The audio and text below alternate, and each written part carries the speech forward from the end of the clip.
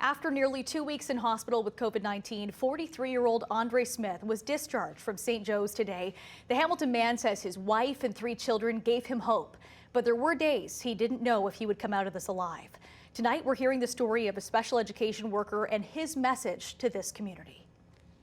I knew before coming into the ICU that many people didn't even make it there, and many who were there don't make it out of there.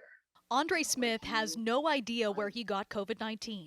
I always have my mask on, my gloves on, and all these other things and whatever, and I was still able to contract this thing. What he knows is that the virus hit him hard. And I could not catch my breath.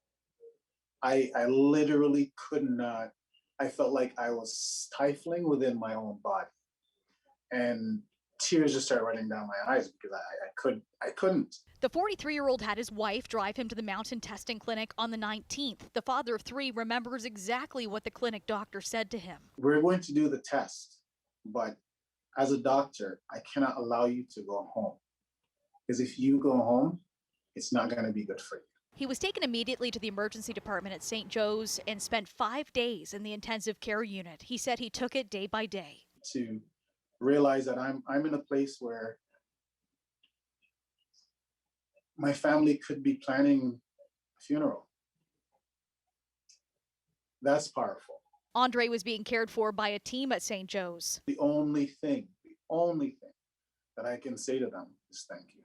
That team included Dr. Stephen Wong. This third wave is just so different. The majority of patients are young, healthy, no problems, and they're trying to live life, and they have young families. They're working in essential workplaces, and it breaks my heart. And like Andre, Dr. Wong says these younger people are being severely impacted. They come in and they get really, really, really sick really quickly. The special education worker says he doesn't know what he would have done without the medical support and that of his family. I thought about my kids, and I thought about, what I'm doing with my life.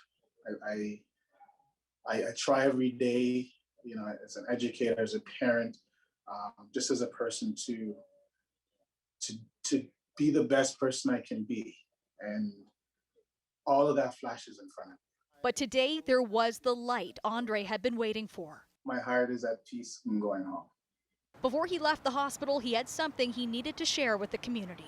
My message to anyone that may have a question, if this is real, it is. Is this painful? It is. Get the first vaccine you can get, because that's the only way we're going to make it through this without, really lots of ugly scars that we have to look back upon. So it's tough, but we really have to push through because this disease is just so terrible. Andre was at first hesitant to get vaccinated. He says many in his culture are, with a history of medical abuse against Black people. But he says this experience that he went through had him reevaluate. He's planning on talking with his family and his doctor.